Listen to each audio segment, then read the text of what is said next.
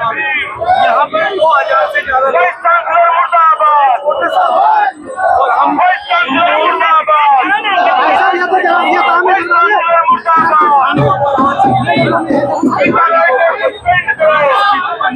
है। और लगातार डॉक्टर रितु 40 दिन से धरने पे बैठी हुई है और कहीं ना कहीं महिलाओं के हित के लिए, उनके न्याय के लिए यहाँ बैठी हुई है, जबकि साफ साफ उनके बैनर पर लिखा हुआ है कि मुझे नौकरी नहीं चाहिए। हालांकि वो नौकरी से पिछले 2-3 साल से वो सस्पेंडेड चल रही हैं। साइकोलॉजी की वो प्राचार्य हैं, वो साइकोलॉजी पढ़ाती हैं। लगभग हर बैच में हर साल सैकड़ों विद्यार्थियों को वो पास आउट करती थी। कहीं ना कहीं उनका जीवन संवरता था, वो बाहर कहीं ना कहीं वो जॉब में होते थे। मगर आज वो डॉक्टर रितु सस्पेंड चल रही हैं। कहीं ना कहीं जातिवादी का उनके ऊपर जो कलंक लगा है, इसके चलते वो बाहर हैं। वो इस वक्त वो सस्पेंड है। बाकी उनके न्याय के लिए तमाम संगठन और तमाम सैकड़ों पार्टियां भी उनके न्याय के लिए निकल चुकी हैं। आज पैदल मार्च भी है। हमारे साथ में कलीम भाई, जो कि मुंबई से, महाराष्ट्र से बिलोंग करते हैं। आज उनके प्रोटेस्ट में उन्होंने समर्थन किया है। क्या कहना चाहेंगे? मैंने समर्थन नहीं किया है। ये जो धरना चल रहा है, ये मेरी ऑर्गेनाइजेशन ने ही किया हुआ है। अच्छा। मिशन सेव कॉन्स्टिट्यूशन, और जिसके राष्ट्रीय अध्यक्ष हैं महमूद प्राचा साहब, संयोजक। तो उसका मैं सोशल मीडिया पूरा हैंडल करता हूँ। तो ये संगठन हमारा जो है, ऐसा नहीं है कि सिर्फ डॉक्टर रितु के लिए है। ये जहाँ भी नाइंसाफी होती है देश के किसी भी लोगों के साथ, तो हमसे कांटेक्ट करें, हम उनकी लड़ाई लड़ेंगे। और दूसरी बात जो है, आपने अभी कहा कि डॉक्टर रितु जो है टीचर थी, साइकोलॉजिस्ट, सैकड़ों बच्चों को पास आउट करती थी। तो आपने एक बात मिस कर गए, क्योंकि ये शौचालय की सरकार है, विद्यालयों से घबराती है। अच्छा। क्योंकि उन्हें पता है कि शिक्षा ही सवालों को जन्म देता है। आपने देखा स्टूडेंट कहाँ नहीं, अभी यहीं पर कुछ दिन पहले स्टूडेंट बैठे थे, तो स्टूडेंट धरने पे बैठ रहे हैं। इससे बड़ा शर्मनाक बात और क्या हो सकती है? आए दिन धरने पे, आए दिन धरना। लेकिन इस सरकार में सबसे बड़ी बात है कि किसी भी लोकतांत्रिक प्रक्रिया में तो हम बैठे हैं ना, धरना दे रहे हैं, तो हम नागरिक हैं। हमारे साथ कुछ भी जुर्म होता है तो हम सड़कों पर बैठकर चिल्लाते हैं। यही, और हमारे पास हथियार क्या है, तो हम पीसफुली तरीके से बैठ जाते हैं। चाहे वो जंतर मंतर हो, चाहे जहाँ भी हमें दिखता है वहाँ बैठते हैं और अपने आवाज को मतलब सरकार तक पहुँचाना चाहते हैं। लेकिन सरकार, देश में जब से ये आई है मोदी सरकार, 9 सालों में इस देश में बड़े से बड़े आंदोलन को सिर्फ कुचला गया है। उस आंदोलन को जो है, आपने देखा कि किसान का आंदोलन 101 साल तक चला है और 750 लोग मर गए। और अभी इसके पीछे जो मैं पहलवान आंदोलन में, मुझे आपने जब जिक्र किया आपने, तो पहलवानों के लिए हम बैठे थे। तो उन पहलवानों का हाल क्या हुआ आपको पता है। अब मोदी जी महिला सुरक्षा की बात करते हैं और खुद दिल्ली पुलिस ने गिल्टी पाया ब्रिजभूषण को, लेकिन ब्रिजभूषण को अपने साथ लेके घूमते हैं प्रधानमंत्री। और आप गांधी जयंती पर, गांधी के समाधि पर चले जाते हैं प्रधानमंत्री और उनको मतलब नमन करने का नौटंकी करते हैं। और उनकी उनकी सांसद जो एक आतंकवादी गतिविधि में आरोपी है, साध्वी प्रज्ञा सिंह ठाकुर, वो गांधी पर विवादित टिप्पणी करती है। उसके बाद हमारे प्रधानमंत्री कहते हैं कि मैं उसे कभी माफ नहीं करूंगा, और उसे भी अपने साथ लेकर के संसद में बैठते हैं। और मैं लंबा की बात नहीं, मेरी बात पूरी हो जाने दीजिए। और आपका को पता है कि सांसद हैं दक्षिण दिल्ली से रमेश बिधूड़ी, वो एक डायरेक्ट जो है ऐसी भाषाओं का इस्तेमाल करते हैं जो असंसदीय है और जो समाज में भी नफरत फैलाता है। वैसी भाषाओं का प्रधानमंत्री समर्थन करते हैं। तो बताइए इस देश की दिशा किस दिशा में देश जा रहा है, आप सोचिए। देखिए ना, यहाँ की जनता ने उनको बनाया ना पीएम। अरे जनता ने फर्स्ट 2014 से लेकर के जब वो कुर्सी पीएम पे बैठे, पीएम की कुर्सी पे बैठे, तब से उनका विरोध शुरू हो गया। आपको समझ में नहीं आता। 2019 में भी वही आ जाते हैं। 50 बार बताया जा रहा है कि देखिए 2014 में ये किस मुद्दे पर आए थे चुनाव जीतकर। विकास, 2 करोड़ रोजगार, 15 लाख महिला सुरक्षा गारंटी, बहुत हुआ महंगाई की मार, अब की बार मोदी सरकार, ये सारे इनके नारे थे, वादे थे ना। 19 में आए तो पुलवामा कराया उनका, मैं नहीं कह रहा हूँ, नहीं तो आप लोग मुझे कहोगे, ये सत्यपाल मलिक जी कह रहे हैं। अच्छा, ठीक है, तो आप बताइए अब 2024 में क्या आएंगे? वो ऐसा मुद्दा आ जाएगा, जनता उसमें नहीं चली 2000 ना वो अंधभक्तों को कहेंगे जाएगी। कि हम लाए हैं कांग्रेस से सत्ता निकाल के, इस कुर्सी को रखना मेरे भक्तों संभाल के, तुम ही भविष्य हो मेरे अंधभक्ति काल के। जो अमृत काल, ये अंधभक्ति काल है, पर अमृत काल कहा जा रहा है क्योंकि अंधभक्तों के दिमाग में भूसा भरा हुआ है।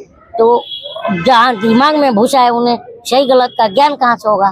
तो ये बात। मगर आप सीधे रूप से मतलब पीएम मोदी को मतलब टारगेट क्यों करूंगा? आप लोग ही अपराधी को जन्म देते हो, मीडिया वाले।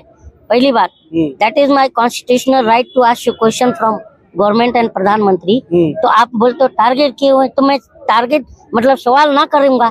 आप मुझे एड्रेस बताइए, मैं योगांडा रवांडा जाता हूँ, वहाँ के प्रधानमंत्री से सवाल करके आता हूँ। करने वाले वो तो जेल में जा रहे हैं, तो हम भी जाएंगे। तो जेल से बाहर हो अभी तो आप चाहते हो मैं चला जाऊँ? आप चाहते हो तमाम जितने लोग हैं सवाल करने वाले, यार जेल जाना कोई अपराध नहीं है। महात्मा गांधी जी लगे अभी तक। अरे यार देखिए, अंग्रेज क्या करते थे, जो भी उनके खिलाफ आवाज उठाता था तो उसे जेल में डालते थे। ये अंग्रेजों के चेले हैं, करेंगे क्या लगता है कि हमारे जब बाप दादा हमारे गोरों से नहीं डरे तो हम इन चोरों से क्यों डरेंगे? 2024 का करीबी मामला चल रहा है, क्या लगता है कि ये दोबारा से 2024 का करीबी मामला ही ये प्रधानमंत्री निपट चुके हैं, इनको पता है, इसलिए इनकी बौखलाहट है। इसलिए ये जो भी इनसे सवाल कर रहा है वो उसको जेल में डालने की कोशिश कर रही है, इनकी बौखलाहट है।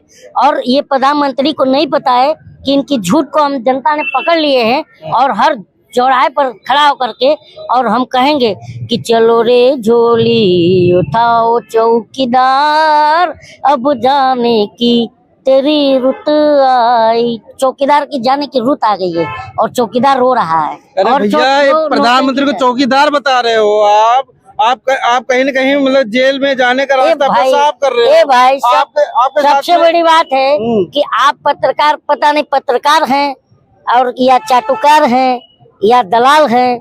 अब ये तो हमको समझ में नहीं आ रहा, क्योंकि हम जनता, हम वोटर हैं।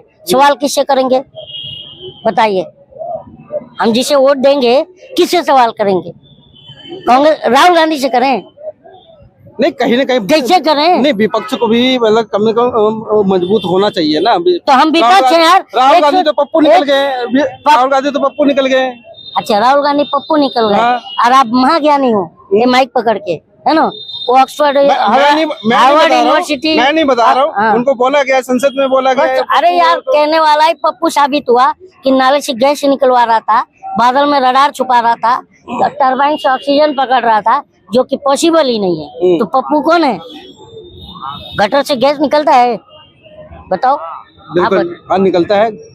हाँ, गटर से गैस चाय बनाते हैं निकाल के? हाँ, चाय बनाते हैं निकाल के? नहीं, अगर पॉसिबल होगा तो। अरे पॉसिबल है क्या अभी? नहीं, गैस जो निकलता है एक नेचुरल, जनता की गैस निकाल चुके हो, जनता का खून पी रहे हो, और अभी तुम कितना, अभी क्या लगता है ये सब? बताओ। नहीं, क्या लगता है कि किस बेशर्मी से कह दिया निकलता है? कहाँ निकलता है बताइए?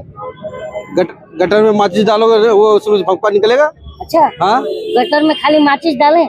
हाँ डालो। हाँ, और देश में तुम माचिस मार रहे हो। अरे क्या मतलब, आप बताइए कि लॉजिक है इसमें भाई? गटर से गैस भाई वो जला देते हैं भैया, वो बना देते हैं। अरे वो बना देते हैं, पता नहीं है। आप तो इसका मतलब आप समाज का इनकाउंटर कर रहे हैं या समाज को जागरूक कर रहे हैं? ये नहीं, आप ये बताइए ऑप्शन क्या है? 2024 का ऑप्शन क्या है? ऑप्शन क्या है? ऑप्शन 140 करोड़ जनता है। 140 करोड़ जनता में ये अनपढ़ ही महाज्ञानी है। 140 करोड़ में ये अनपढ़ महाज्ञानी है। दो महागठबंधन बन चुके हैं। कौन सा महागठबंधन? कौन सा? इंडिया और एनडीए। तो एनडीए आज से बना हुआ है क्या? अटल बिहारी वाजपेयी के टाइम का एनडीए, उसी समय का, मतलब तो फिर आज है ना? इंडिया नया है। इंडिया में तो ये बताइए तो सुनो, ये घमंडिया को बताओ कि इंडिया नया है और एनडीए पुराना है। घमंडिया को बताओ। तो इंडिया को तो मानते ही नहीं है। नहीं, भैया डेट इज भारत। प्रधानमंत्री से बड़ा घमंडिया कौन है? तो इस घमंडिया को बताओ। कि इंडिया अलायंस आज बना हुआ है। अच्छा ये बताइए 2024 का चेहरा कौन होना चाहिए? 2024 का चेहरा कलीम शेख है। अच्छा, अब बताओ, कोई कहता है चेहरा ही नहीं है। कोई कह रहा है कि मतलब दलित चेहरा होना चाहिए। अरे मैं भी दलित हूँ, माइनॉरिटी हूँ।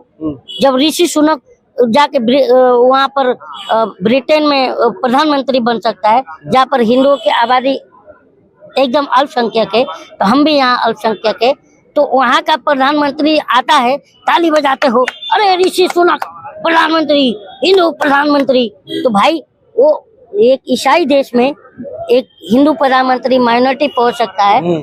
और आज हमारा देश लोकतांत्रिक, दुनिया का खूबसूरत लोकतंत्र में अगर कलीम प्रधानमंत्री बनने का उम्मीदवारी लेता है तो तुम गद्दार बताओगे? हम जूता निकालेंगे, तुम बताओ तो सही। भैया संसद में बोला गया है आप देशद्रोही हो, आतंकवादी हो। जो देशद्रोही है, देशद्रोही है, वो सब जग जाहिर है। मैं कलीम कभी पाकिस्तान बिरयानी, मुसलमान कलीम कभी पाकिस्तान बिरयानी चाटने गया था? ये बताओ, पाकिस्तान बिरयानी चाटने कौन गया था? मैं नहीं, वो पीएम जी गए थे। तो उनसे जाके पूछिए कि देशद्रोही कौन, देशभक्त कौन। अच्छा ये बताइए कि क्या मतलब कि आप पीएम मोदी के ऊपर सैकड़ों गाने बना चुके हैं, हाँ। कोई ऐसा कोई गाना है जो 2024 में उनके ऊपर बिल्कुल हाँ। कौन सा है?